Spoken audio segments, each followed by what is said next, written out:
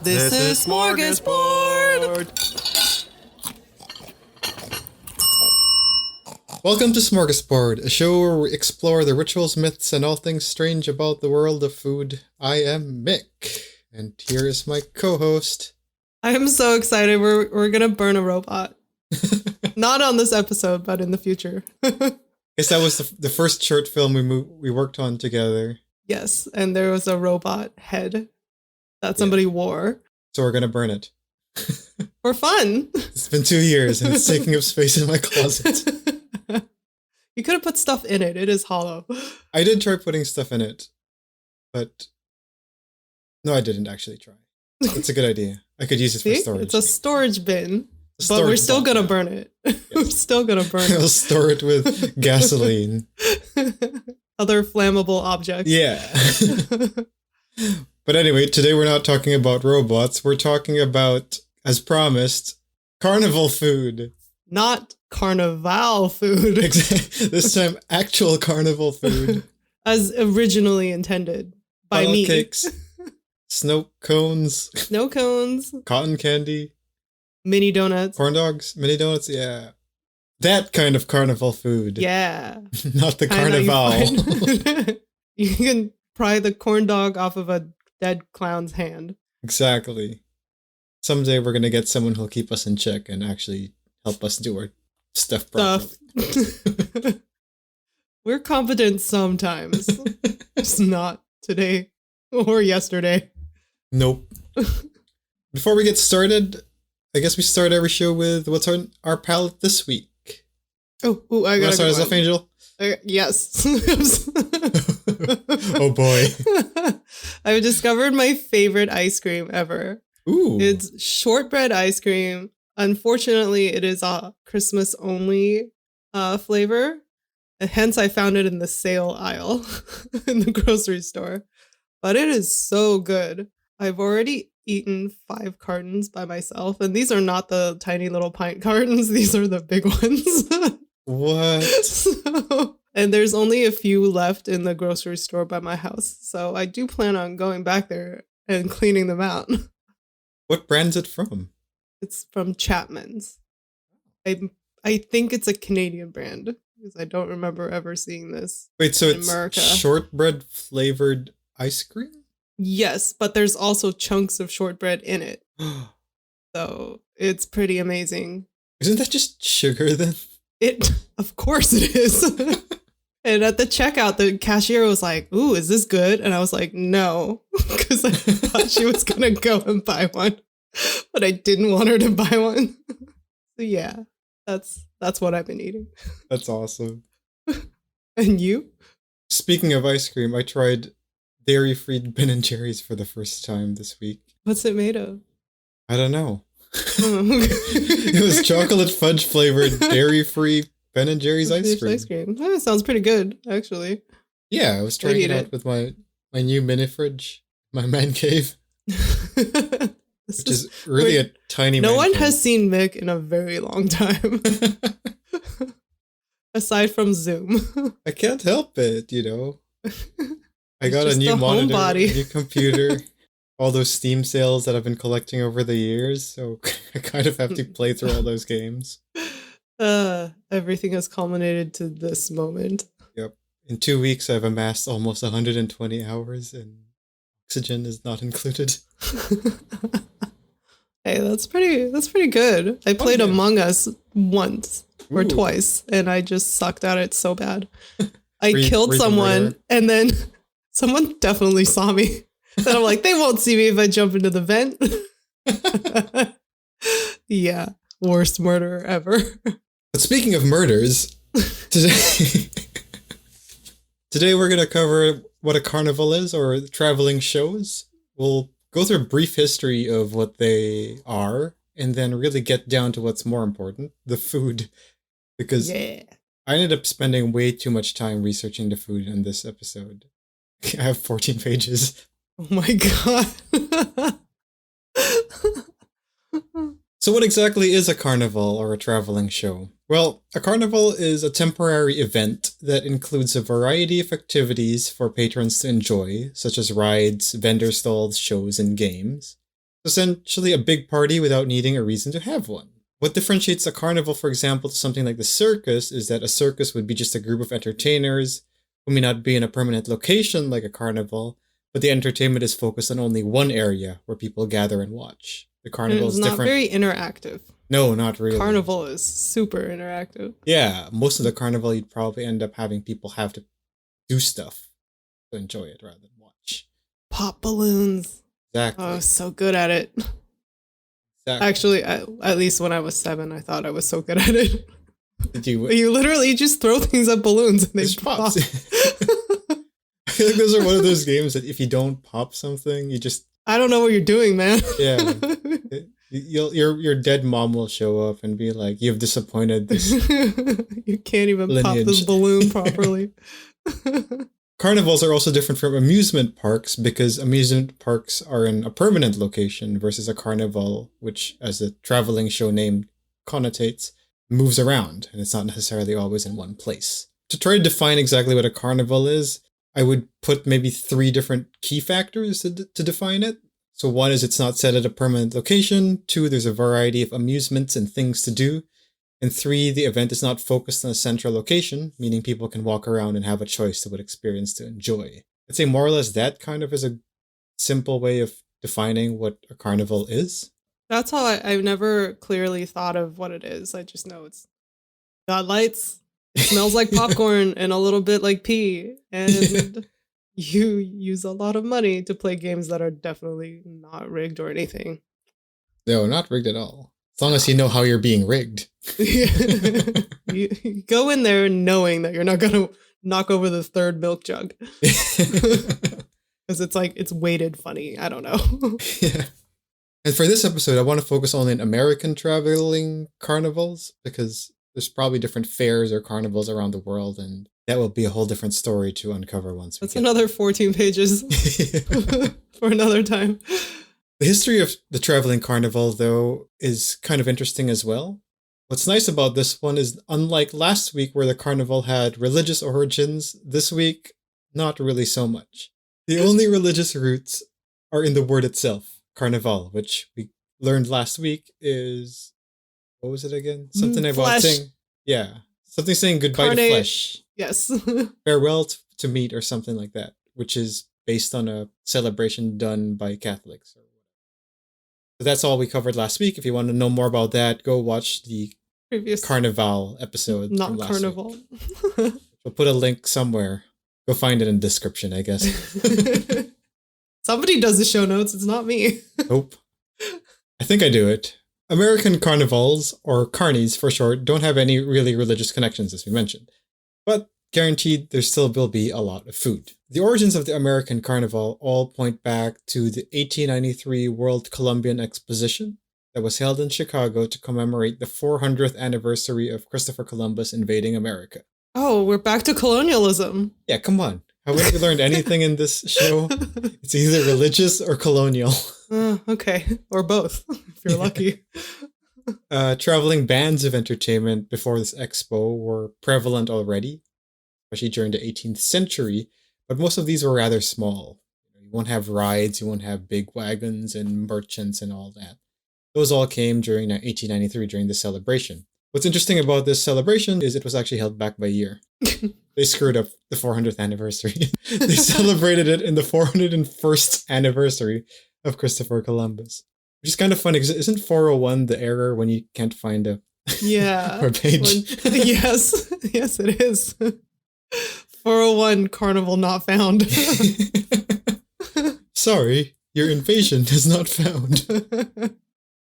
Colony not found. I mean, that's technically true because he was looking for something else. Yeah, true. Maybe they were onto. Maybe that's why it's called the 401 error. Ooh, that's deep. Also founded in 1893. Who knows? The event itself was crazy successful because they sold over 25 million tickets, which is pretty big given the American population. That many people? Yeah. In 1893, I don't think, or it was 300 million people. I guess it's probably under 100 million people. So yeah, quite a bit of tickets. I feel like in the pre-industrial age, I'm like, yeah, like 4 people was alive. Yeah.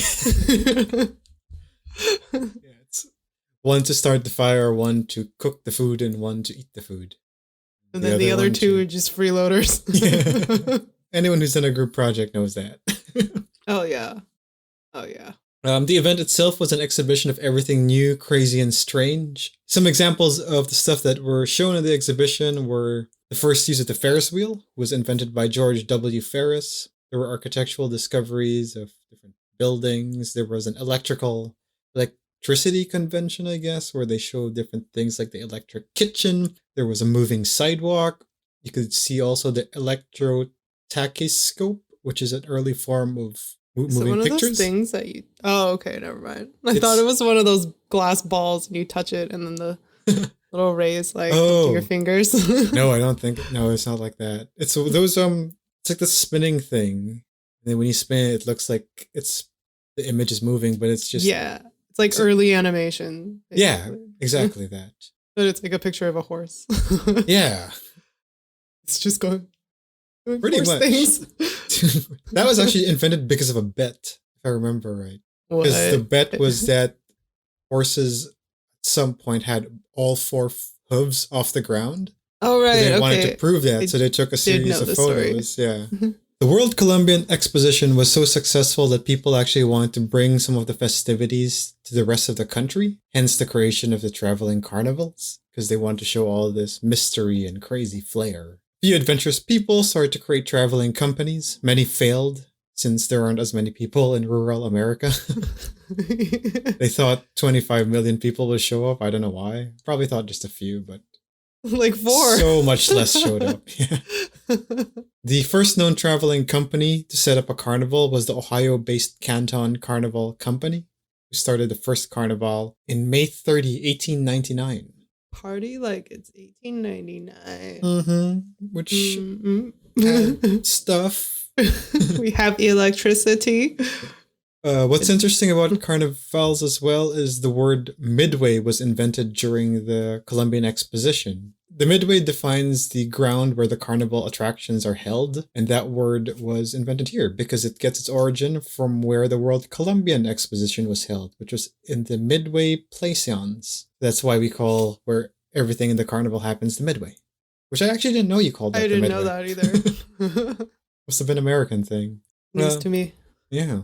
Those people eventually made these traveling companies that became carnivals. They were much grander than the earlier traveling bands of entertainment because, as we mentioned, the exposition itself had these cool new things like electricity and blah, blah, blah, which helped really bring more entertainment to people. It wasn't just a wooden wagon of curiosities. Actually just a jar. Exactly. And a few other carnival facts is that apparently there's a secret language shared between carnival employees called the Carnival Cant. Similar apparently to Pig Latin. And since wrestling was also a form of carnival entertainment back then, the language is also then adopted by wrestlers. Entertainment wrestlers, not Olympic wrestlers. Is there a difference? One is fake and one is physical, actual wrestling. I don't know anything about wrestling. The WWE is entertainment wrestling, where it's not real wrestling. And then there's actual real Roman, like Greco-Roman wrestling. Yeah, the sport wrestling. Okay. Which I did in high school. I found this. Really? Did you speak this language? I did not, because this is the language of the entertainment wrestlers. You're the wrong kind of wrestler. Yeah, I'm the real wrestler. I was trying to find different examples of it, but I couldn't really find much. You think if we call up Hulk Hogan, he'll know?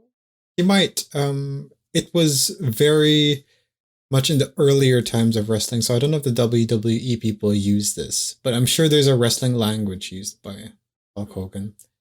Today, though, carnivals obviously are a little bit more intricate, but I wouldn't say that much, because at the same time, it's just really more updated technologies rather than massive changes. You'll still see ferry rides like the Ferris wheel, all that. You'll still see the stalls and the booths. I think one of the only major difference really is there's not as many market stalls in carnivals. Right. It's mostly food and games. You can, the only thing you're gonna walk away with is a plushie if you win one. Yeah, and an empty wallet. Yeah. Or you might not even walk away with that. your wallet. Who knows? Yeah, once it's empty, because you try to hit those milk jugs one too many times. Like, what do I even need a wallet for? And you'll also see that it's not as prominent as back in the 1900s. You'll usually probably see a carnival in state or country fairs or smaller events like fundraisers. I think here in Vancouver, you really see it in the Lansdowne Center once in a while. That's the only place I know it shows up. There's sometimes some random ones that pop up in parking lots. Yeah, that's pretty much it. Yeah. But they're fun. I mean, you do drop quite a bit of money. Right. But we do have the Richmond night market. Night market, which They is call it night market, but I'm pretty sure it's a carnival because they have rides, they have games, they have stalls, they have food. It's not just. But they don't travel. Ooh, true. But they don't stay there permanently. It's seasonal, I guess. Yeah. They were only there in the summer, and now not at all. Not at all. Yeah, I feel bad for all the COVID carnies. Carnies. I don't know if that's a derogatory way of calling people that work at carnivals. I think carny is a short for carnival, not people who work at carnies. I don't know I think they just are called carnival. No, they do call them carnies. Oh, do they? Yeah. But I don't know the history of that. Yeah. It always sounds like it's not very nice, not a very nice thing to call someone. Yeah. It's like, oh, you're just a dirty carny. Oh, if you put it that way. Yeah. But maybe they say it, oh, who's this cute little carny? No, that doesn't have the same ring to it. Well, I'll have to look into that. Pretty well. Or anyone who's an expert in carnivals, maybe. Just let us know. Yes, enlighten us. Yeah. Because the only thing I know is funnel cakes. And speaking of funnel cakes, it's time to finally hit our favorite part of the episode where we just talk about food. Yes! So I collected a whole list of different carnival food. We're going to talk about some of the origins of your typical carnival food, and then also go look into some really unusual, at least from what I found, carnival food out there. I'm excited. I don't know this list, so... And since we're going to do a whole load of different food, we're going to do our 2 favorite questions for each of them. So we're going to ask each of them if they're healthy and if they're good. I can tell you 90% of these are not healthy. And 90% of them are good. Delicious, yeah. So we're going to start with the most common one. I don't know. We're just going to start with popcorn. Just start with any. Oh, yeah. Popcorn. All right. The origin of popcorn, well, corn itself has been domesticated for tens of thousands of years. The early remnants, though, of popcorn seem to appear in Central and South America over 5,000 years ago. There's also evidence of Native Americans themselves that date back about 1,000 years ago. They found one in a cave in Utah, which was likely inhabited by the Pueblo Indians. Just one corn? I think it was a collection of corn. Okay. Like, wow, they found one. Ooh, they found a popped corn. That means they had popcorn. Definitely not the heat popping it by accident. I don't know. We're not anthropologists. So. No. Back then, it was used in different ways. Some of it was decorative. So you could see headdresses and all that with popcorn in it. But it was also used for consumption. What's interesting is back then it was actually consumed like cereal. There's evidence to suggest that it was eaten with milk and sugar. What? Yep. Is it crunchy or do they just eat corn? Like I fresh? think it's more chewy because the discovery of the popcorn was likely because of fire. Like obviously people just put 2 and 2 together eventually and put the corn with the fire. As we know, heat probably wasn't as strong back then, so early versions of piling. We'll probably post a video of what Angel just did for people who are listening. That was cavemanning. She was caveman miming. Popcorn. Early versions of popcorn apparently looked more like parched corn, which is more just dried corn, I guess. So thirsty. And over time, through cultivation, and finding the right strains of corn, do we really find popcorn as we know it today? So it took a while until popcorn became what it is today. The simplicity of how to make popcorn is likely why colonizers also adapted popcorn. So early American settlers probably found this as a neat trick as a way to cook corn, so they adapted that as well. But the origins of popcorn do root back from pre-colonial ages. When it comes to popcorn today, and you want to find how to make it, there's the corn kernels, which according to the USDA need to be at 14% moisture. Yes, it can't be completely dry or it's not going to pop. And to get it to pop, you also need heat. That's it. That's it. In carnivals, you'll probably see them in popcorn makers, but as everyone probably knows, to make popcorn, you just need the corn. But you could also sweeten it with sugar or cook it in a kettle to get the kettle corn as well. Oh, I love kettle corn. There's a more modern take to it, I guess, which is super tasty and essentially popcorn. It's sweet and salty at the same time. Yeah, so it's just infused or layered popcorn. I guess it just, I don't know. I've watched them make it before. Yeah. They're just a big old pot. Yeah, and I think you just stir. In terms of strange concoctions, I found that in Minnesota, they have comet corn, which is making popcorn using liquid nitrogen. What? Oh, so they're like freezing the corn until it pops? Yeah. Does it taste different? I don't think so. The only thing that makes it different is that when the popcorn's served to you, it's smoky. Like a comet that just landed in the ground. It's made of corn. Yep. That's it for popcorn. Its national holiday in America apparently is January 19. That was yesterday. Oh, yeah. As we're recording this. It is. Wow, I didn't have a single piece of popcorn yesterday. Neither did I. I was suffering in pain. And as we asked the two questions, is it healthy or is it good? Apparently it can be healthy if there's no butter or sugar. Oh, so the boring kind. Yeah, because it's pretty much just a grain. So it's full of corn. Fiber. There you go. Yeah. So it's good. It's good. Yeah. It's good. All right. Up next are candy apples. Ooh, yeah. Which I have to say I'm not a fan of. Really? Oh, I guess the time. consistency is kind of weird because you have to like bite through the candy. Sometimes it stabs your mouth because... Teeth murderer right there. Yeah. I've always liked it. Maybe I just have to find a good candy apple. I've had a really good one on Halloween. You know how your parents always warn you, like, don't eat things that people make?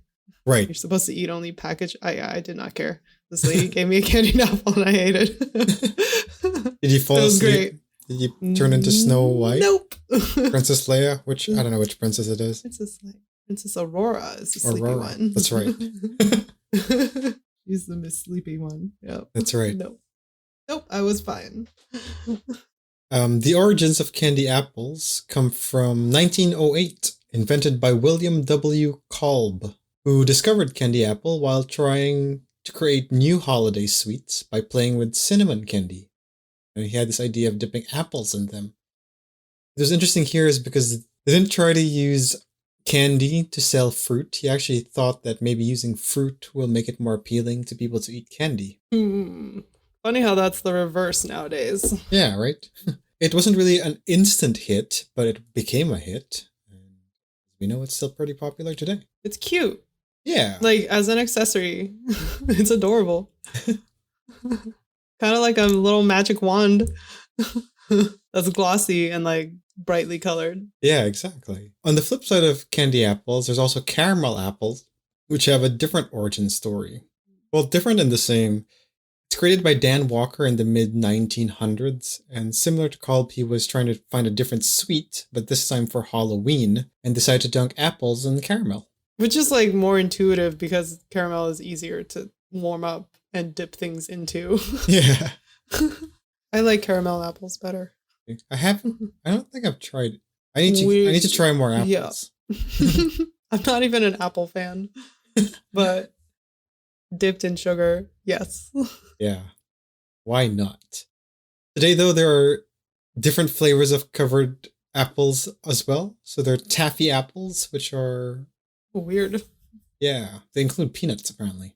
Don't know if like... I think that's just too chewy. Like, you'll just have taffy all over your mouth.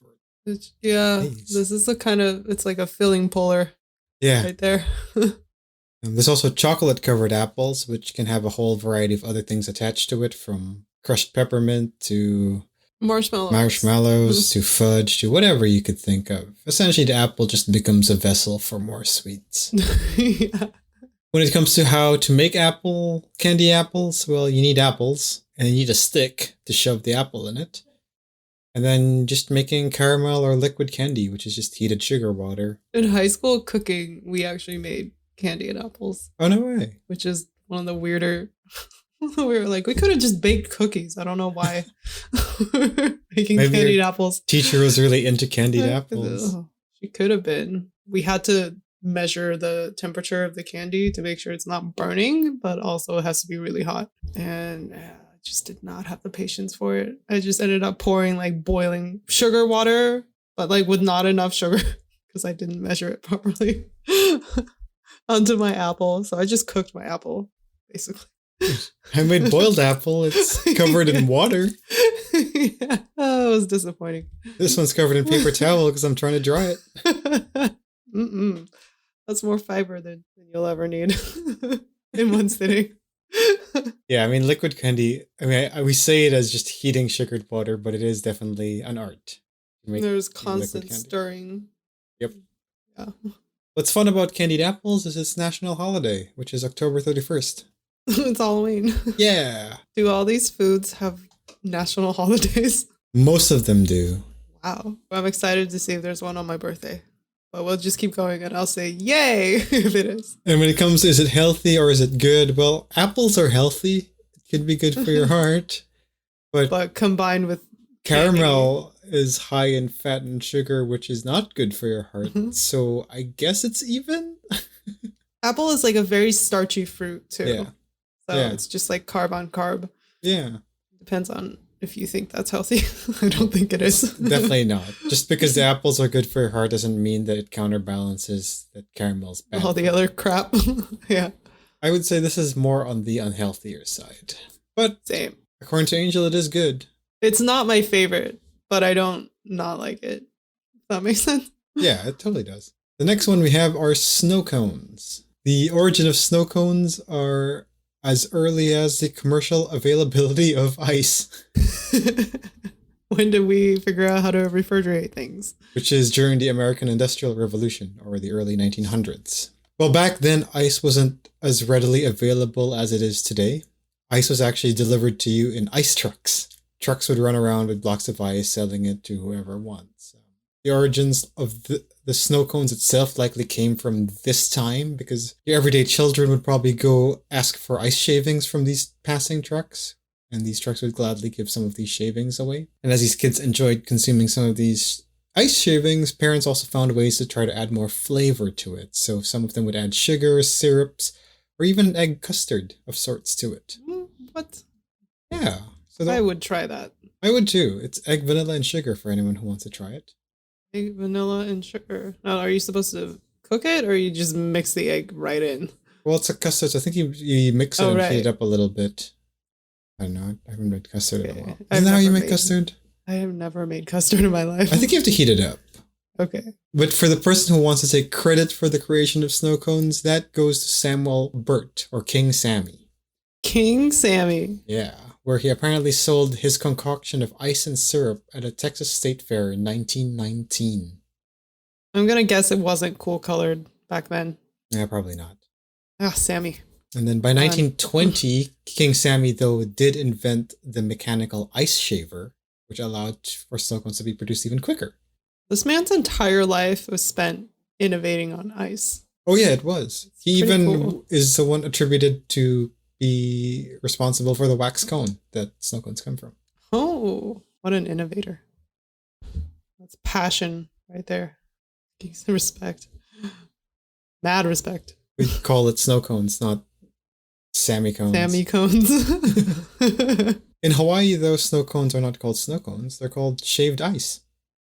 And apparently they're also known for the rainbow-flavored shaved ice, which is banana, strawberry, and vanilla combined with condensed milk. Great.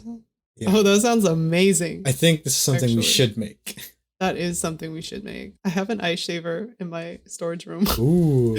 It looks like a penguin. Now, how to make snow cones? Well, the ingredients are pretty straightforward. You need ice and syrup of your choice. If you want to make it carnival style, then get an ice shaver, get the wax cone, and put the ice on the cone, put the flavored syrup of your choice, and there you go. In Carnivals, there's such a variety of different flavors from banana, watermelon, pineapple, blue raspberry, lime, grape, blueberry, cherry, coconut. I could keep going, but you know. It's just sugar, but cool. Yeah. This is actually one of the ones that doesn't have a national holiday yet. And I'm pretty upset about it. I think May 14 should be the national holiday. All right, it is done. I have a reason to have a snow cone for my birthday every year.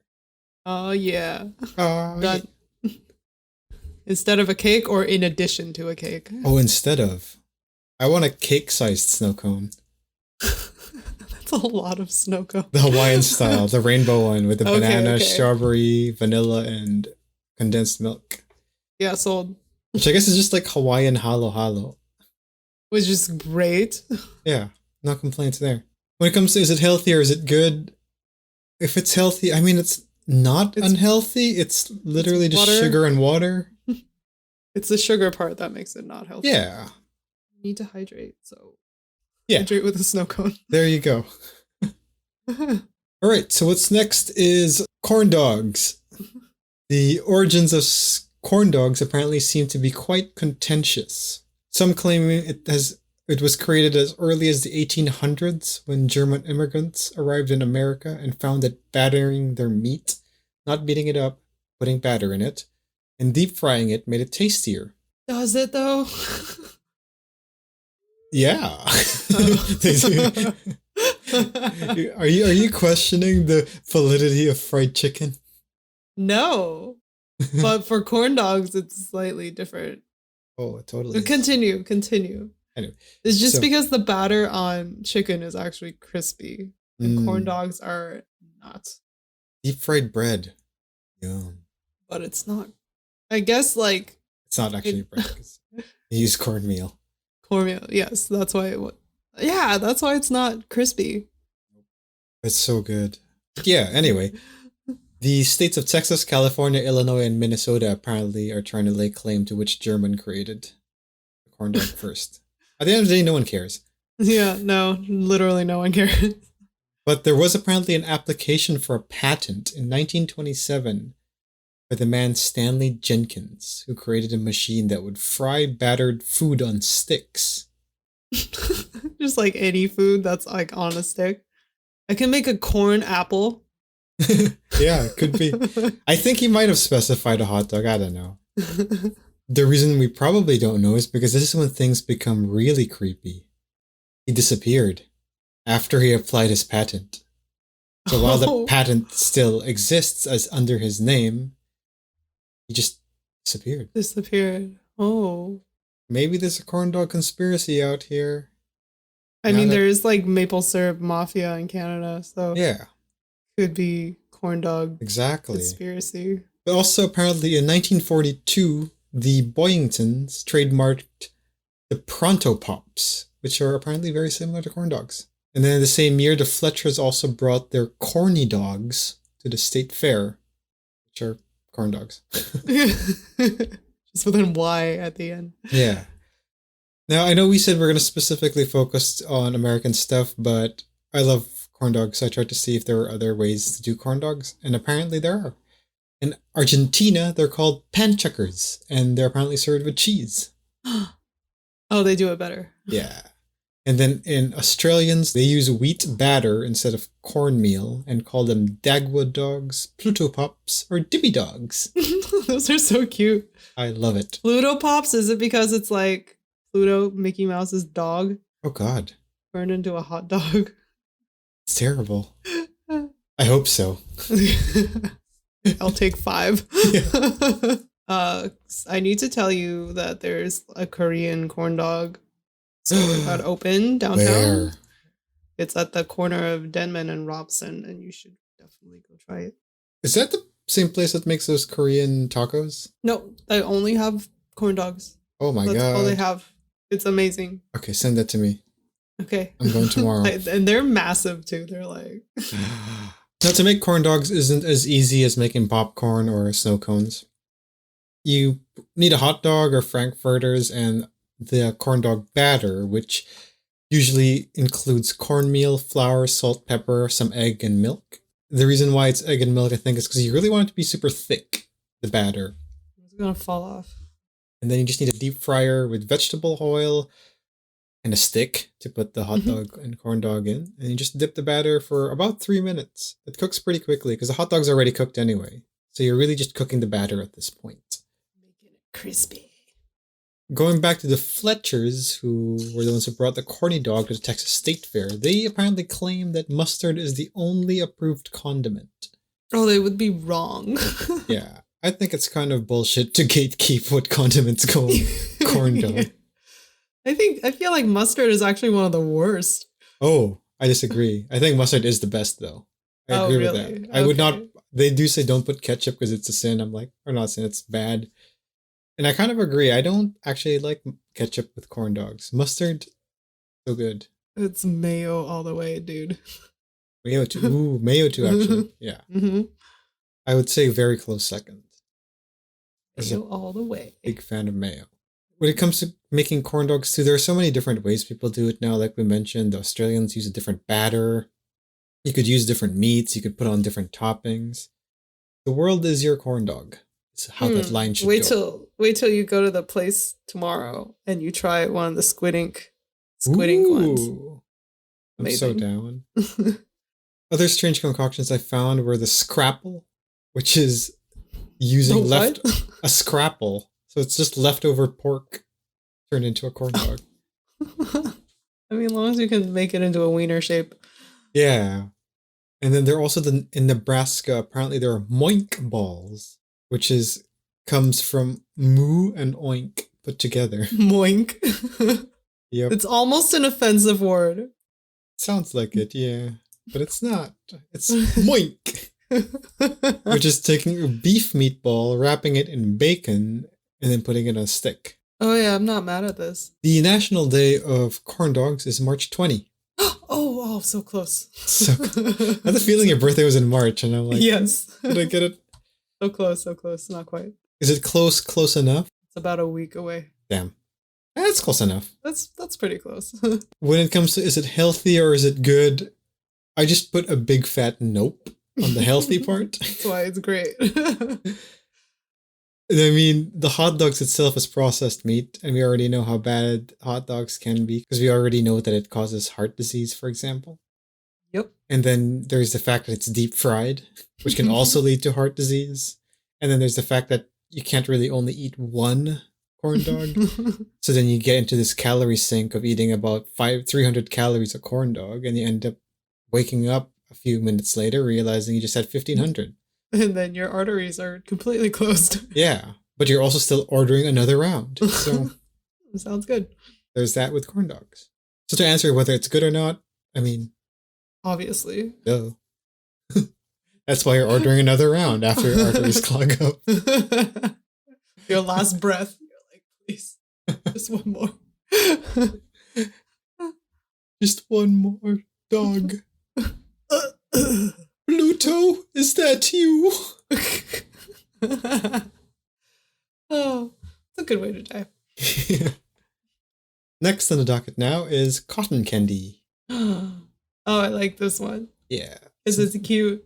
The early predecessors of cotton candy is spun candy, which has existed as early as the 15th century.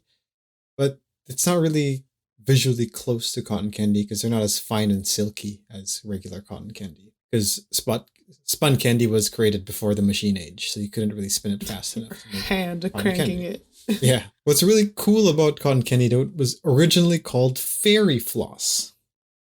Oh, I knew this for some reason. Now, the reason it's called fairy floss, I think, has something to do with who created it. What do you think the profession of the person who created cotton candy was? A fairy. Try the second word. Flosser. A flosser. A professional flosser. The floss? It was a dentist. Oh. I don't think the floss was invented back then. Oh. They were missing out back then. The floss was invented in like early 2000s. Really? It's been that long? No, by early 2000s, I mean like 2020. Oh, okay. Cotton candy was actually created by a dentist, Dr. William Morrison, who was not trying to get more patients by ruining their teeth, but actually was trying to create a sugary treat for his patients. I feel like that's so counterintuitive as a dentist to give your patients sugar. Maybe they didn't know better back then. I don't know. I don't know. Yeah, they probably didn't. They thought smoking was good for you and eating like 6 different kinds of cheese that won't kill you. I mean, we still think that today about the cheese. Yeah.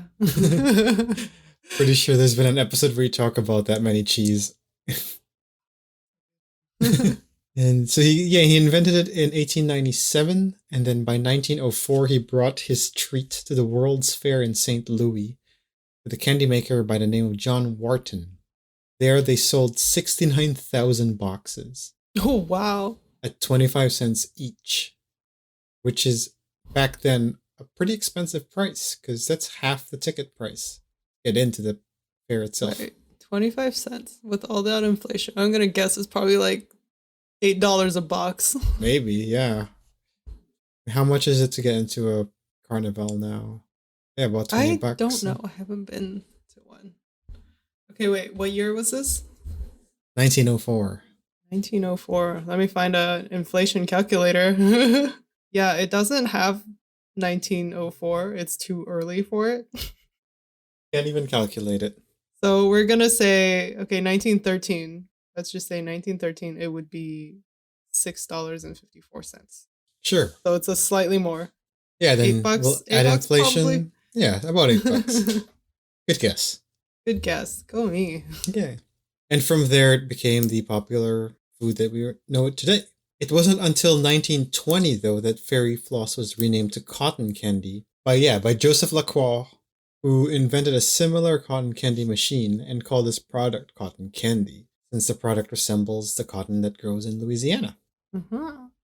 But you can eat it. Exactly. And when it comes to making cotton candy, it's, in terms of ingredients, it's rather simple. You just need sugar and then food coloring or syrup flavoring if you want to add that flavor. I don't know what magic they do to make it so flossy. So the way they make it flossy is the cotton candy machine itself, which spins the sugar out of the center, right? When you think about, I think it's centripetal force. When you spin something, it goes towards the outside. Yeah. So you put the sugar and all that in the middle, which is heated up. And as you heat up just like the sugar, spits it out. It melts like a spider. Exactly. It melts it enough to get it spit out. And then at that point, it's so small because it's been spun at a fast rate, I suppose. I've always wanted to stick my hand in there and just go like this. Just have cotton candy hand. Eat it like Winnie the Pooh eats honey. Yep. Yeah. But like, imagine both of my hands just like puffy. What's that drinking game when you put like the 2 big jugs of beer and tape it into your hand, then you can only get rid of it once you finish drinking it? I have never played this game. That's right. It's called Edward 40 Hands. Because it's Edward Scissorhands, but with you just have jugs. a bottle of 40 on you. Sounds dangerous. Oh yeah. But yeah, it's a high school thing. But anyway, so yeah, that's how it kind of works. You just spin it, and then eventually the strands form it kind of like a web, and then you collect it with your hands or using a paper stick. I prefer hands. Yeah, for sure. Flavors of cotton candy can vary from bubblegum, banana, chocolate, vanilla, watermelon, blah, blah, blah. These are all just... I've never been able to taste flavor. I mean, like, I Me know too. there's they a all vague taste the flavor. Same. There's a vague, this isn't just sugar flavor, but you don't know what it is. It'd be interesting to do like a blind taste test. I feel like the flavor is suggestive from the colors that you're seeing. Yes, for sure. But it actually doesn't correlate at all. Yeah. It doesn't taste like anything. The national holiday of cotton candy is December 7. Oh, once again, not even close. It's pretty far off. And when it comes to whether it's healthy or good, when it's healthy, it's just sugar again. So it's as healthy or unhealthy as eating pure sugar. Yeah, but how much can you handle just pure sugar? But apparently there was a rumor in 2015 that claimed that cotton candy is healthy. But this claim is a little bit misleading because the research actually comes from a 2015 study from the Dietary Guidelines Advisory Committee that suggested that it's not necessary to eliminate food groups to have healthy dietary patterns. That's all they said. Which you could deduce from there that you could eat cotton candy and still be healthy. But it doesn't directly say that it's healthy to eat cotton candy. No. It's so vague you can interpret it in any way. When it comes to is it good? Sure. Sure. I'm not a sweet tooth. That's kind of sucks about all this carnival food is they're all sweet. Except corn dogs. Corn dogs has a sweetness to it. Yeah. But I mean the primary taste is savory. That's why I'm like, I like both. Yeah. Cursed with the love of both. The next one is mini donuts. Yeah. I don't like them, actually. Really? Yeah, no. They're just donuts, but smaller, but like not even good ones. I guess I'm kind of a snob when it comes to donuts. Like, is it from Honey's? I don't know. I don't know. I'm still going to eat it, but I'm not going to like it. Let the record be told that you're forcing me to eat this donut. Yeah. Yeah, and I do like the fancy donut, like icings and stuff. Right. Fair enough. And you don't really get that often in Carnival mini donuts. Yeah, no, they're just fried bread. Now, the origins of mini donuts, or donuts, I guess, to begin with, seems to be as old as prehistoric Native American times. In terms of the U.S. colonial history, though, it seems to date back to around 1847. The story goes that this lady, Elizabeth Gregory, made a deep-fried dough of sorts flavored with hazelnuts and walnuts as a snack for her son, Hanson, as he traveled to New England, since these donuts were able to preserve for longer. So it was used as a snack during your boat traveling time. Your long travel times. Medieval Uber takes a long time. Mm-hmm.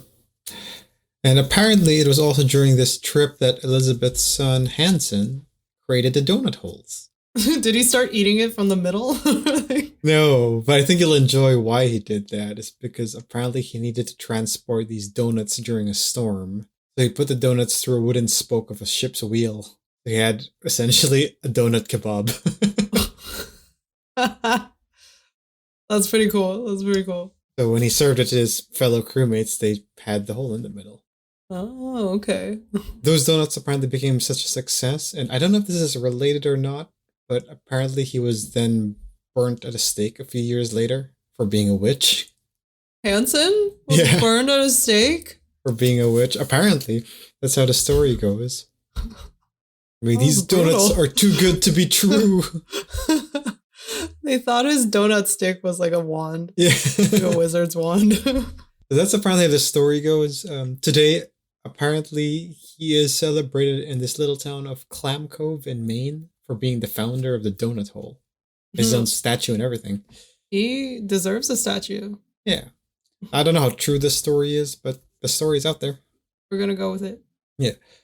Some also claim that the history of mini donuts seems to root back to the Spanish-American War in the 1890s as a way to ration food. So regular donuts were too big, so they were given smaller donuts. Today, though, we remember it as a treat in a carnival. When it comes to making mini donuts, well, you start with the batter, which is usually made out of yeast, water, flour, milk, butter, egg, sugar, and salt. Or I'm sure you could find a mini donut batter just in a grocery near you. And then you need a fryer to fry the donuts. That's about it. Carnivals usually have fryers, restaurant fryers. You can actually watch them make it. Yeah, they usually make it by hand there. Like you can watch them put the dough in and it floats. Exactly. And it turns golden brown and you're like, whoa, that's so cool. I want to be a mini donut maker. And then your parents are like, no, go to business school.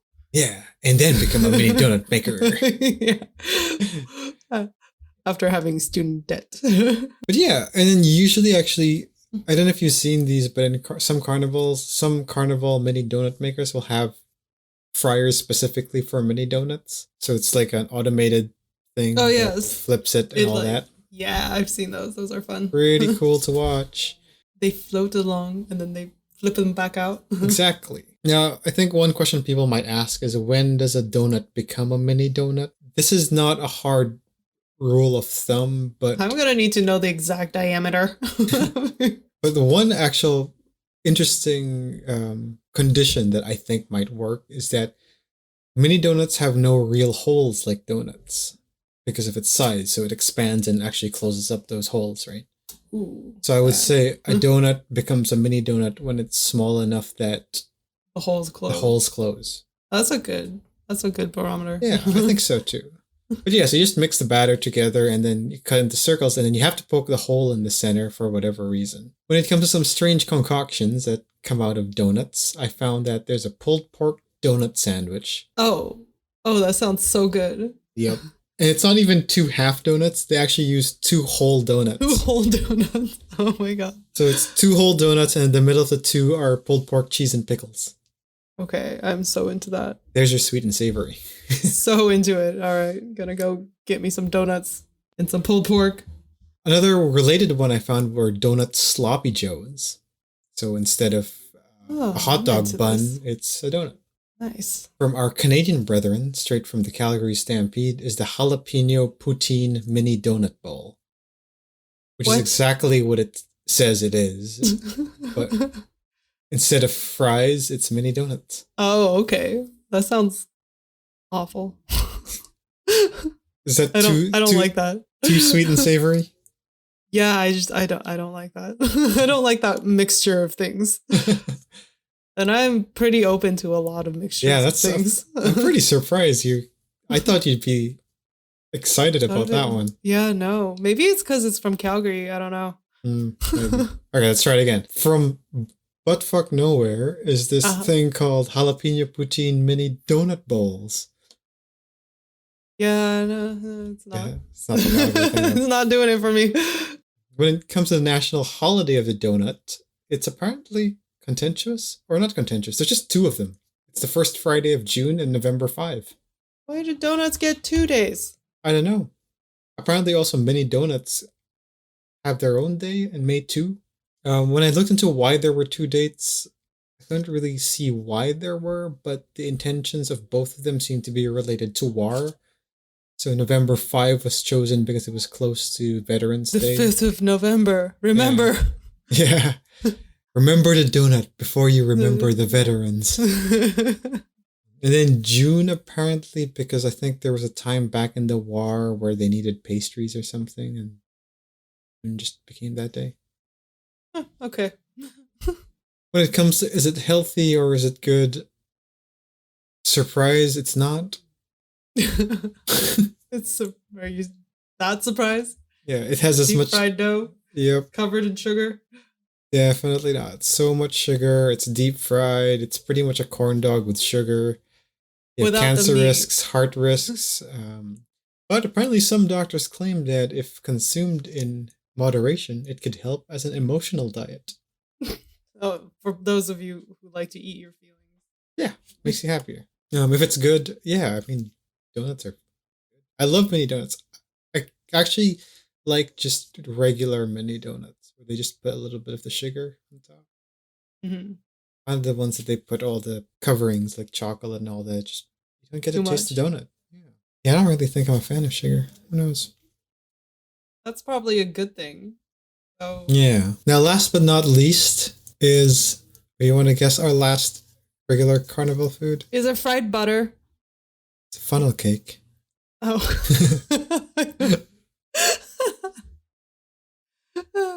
We haven't covered funnel cake yet. Of course. This one I like. But do hold on to that last thought, because we're going to get there. I think it's contradictory that I like funnel cake, but I don't like mini donuts, even though they're both just fried dough. Yeah, that's actually interesting. Maybe you don't like mini donuts because of the word mini. No, I like mini things. They're so cute. But I guess you're like, I can't eat enough of a mini donut. I think it's because mini donuts are more bready. Whereas funnel cakes are thinner and just more crispy. Yeah. Yeah, that makes sense. I never actually knew what funnel cake was before I started researching this. Oh, they're so good. I thought it was like a cake. I thought it was those chimney cakes that you get from those are also good. German markets and stuff. Yeah, they're good. I can't remember what they're called for some reason. Fridelniks. That's it. Yes. That's a Czech word for them. It is. I don't know if they. Yeah. I blew so much money on those when I was in Prague.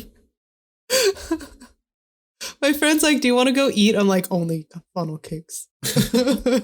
She's like, "No, I mean a meal." I'm like, "No." Only Only funnel Only cakes. funnel cakes. Or whatever they're called. Treadlenecks, yeah. Yeah. Chimney cakes, not funnel Chimney cakes. cakes, yeah. Yeah.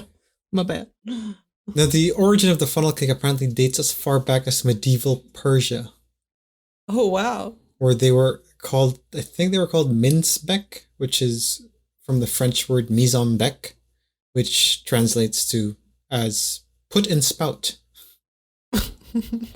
Pretty literal there. It is pretty little.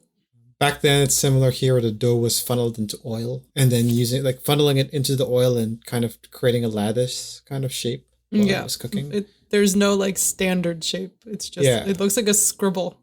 Yeah. Actually, so cool. But back then, it was usually garnished with syrup and salt. So there's your sweet and savory all over again. Yeah. Into it. Yeah. In America, apparently it was brought on by German immigrants again. In the 1800s, who would garnish it with fruit. It was known back then as Drek der Koek. Drek der Kooch. What their cooch? Drek der Kooch. Which comes from the German word Trichter, which means funnel. Hence why it's called funnel cake in America. It was apparently made popular by the Pennsylvania Dutch, where some families brought versions of funnel cake in as they were settling into America. There's this common perception that all Pennsylvanian Dutch people used to eat it back then, but apparently research nowadays suggests that it wasn't as popular as we thought it was among the Pennsylvanian Dutch community. It only really became popular and associated with the Pennsylvanian Dutch during the Kutztown Folk Festival in 1950, where professors on Pennsylvanian Dutch folklore presented elements of their culture during the festival. And one of it that they found was potentially funnel cake, which was served by this group of ladies, Grace Markle Henninger, Stella Heinley, and Emma Miller. They apparently brought funnel cake to this folk festival, and it was such a success that that's where funnel cakes rose in popularity. Good job, ladies. And guess what? They were not burned as witches. No, they were not. Good thing they were born in the 50s. You never know. When it comes to making funnel cake, it really is just a batter, a funnel, and a fryer. And icing sugar. Yeah, and whatever toppings you want to put on there. Exactly. The batter itself is flour, egg, salt, milk, and baking powder. Just your everyday, average batter. Apparently squeeze bottles help with making funnel cake. Funneling them into the deep fry. Yeah, I assume that helps. That works a little bit better than like a cake bag. An icing bag, I mean. It's like so hot over some boiling oil. Yeah. You gotta drop it from up high. Yeah. I watched them make it. I just don't remember how far away they were. I think they had like a industrial squeezer. You just put the dough in and then you just press the thing and it goes for you. Be cool if it's mechanized just to move randomly. So it's just a different funnel experience every time you buy one. And I don't think it pops as much anyway, because the batter doesn't have a lot of water in it, and it's already a batter, so it's not going to explode like cooking bacon or something. No, it's pretty tame. It just kind of floats. Yeah. Now, to create a proper funnel cake, it's better to run the batter at home as you're moving your hand as well, so don't keep your hand still as you're spreading it. Just make a canvas. Imagine make it like abstract art. Exactly. Imagine the oil as your canvas. Be one with the oil, and the oil will be one with you. Become the Pollock of cake. Yeah. And then you can just grab something to pull it out, and then remove it when it's golden brown. Easy peasy. Now, to top it off, like you said, powdered sugar. You can also put some whipped cream, Nutella. Honestly, put whatever you want, man. Personal favorite is strawberries. Ooh. I have a few strange concoctions here that might actually change your mind. Because they're all sweet and savory. Okay. One of it is a funnel cake cheeseburger. Oh my god. Which is exactly still my heart. What it is. Like literally, it's gonna just die. Still your heart, yep. And might as well, while enjoying your cheeseburger, have the Fiesta funnel cake, which is the funnel cake with jalapeno salsa and cheese. It's nachos funnel cake, I guess. Nacho funnel cake. Nacho. That would be... Nacho usual funnel cake. Yeah. Why don't they call it the Fiesta funnel cake? Call it the Nacho funnel cake. I'd be into that, actually. Yeah. Ooh, maybe we should start a food truck. Just call it Nacho funnel cake. Nacho ordinary funnel cake. We can have cheese option or not cheese option. Mm-hmm. You could put fried chicken or pulled pork. Oh my god. Now you're getting fancy. Yeah. The national holiday of funnel cake is July 16th. Sorry. Not my birthday. Not at all. When it comes to is it healthier, is it good, it's donuts. So same answer as donuts. Yeah, unfortunate. I think we clocked in at some very unhealthy totals. Yeah, Tally. I think we were 100% unhealthy and 100% good on all of those. Love it. That's what I'm here for. I'm about to eat some ice cream after we're done recording. Oh, there you go. So that's what we had for your usual food you could find at Carnival. You could send us whatever your favorite Carnival food is at your own Carnival. If we didn't cover it, which I feel like we've covered most things that I've seen. Yeah, I think so too. All right. Sweet. So I think now is a good time as any to probably pause Taper this. off. Yeah. This episode went on a lot longer than we thought, so we're probably going to do a 2-parter on this. So next week... Weird stuff. Yeah, we're going to cover all the weird or strange different dishes that we found. Wait till you hear what my new favorite cluster of words is. And you said I you don't did know say, how to describe. You said you had like a story about Carnival that you wanted to share. Oh yes. Oh no. So we could end on that. I don't remember what it is now. Oh, it's a good thing we're going to 2 parts. We're losing our minds already. Good story, and I don't remember it now. Oh well. But I do remember one time. I was at a carnival for so long that they were closing, and I refused to leave because there were no lines for the roller coaster. So I just kept going. Like, I actually got off the roller coaster and then went back in line just to get on the roller coaster again. I did that like 5 or 6 times. The guy was just like, okay. And then he like left. He's like, you can just stay on it. I'm like, okay, cool. And then he came back with like 3 bags of mini donuts because they're trying to get rid of them. He's like, here. Enjoy. Best day of my life. That's awesome. Good job, guy. Good job, dude. His soul is probably dead. Running this carnival where like nobody else was there. It was just me. Got the full VIP experience. I convinced my mom that I am grown up enough to hit the carnival by myself. And you came to the carnival and you were literally by yourself. I was literally by myself, but then I walked away with so many donuts. Nice. That's a good day. That wasn't the story that I wanted to tell, but that is a story. Oh well.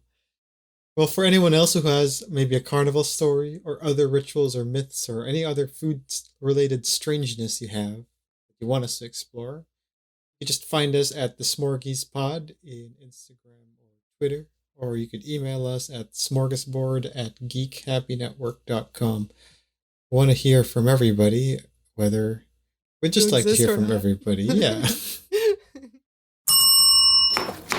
This is Smorgasbord!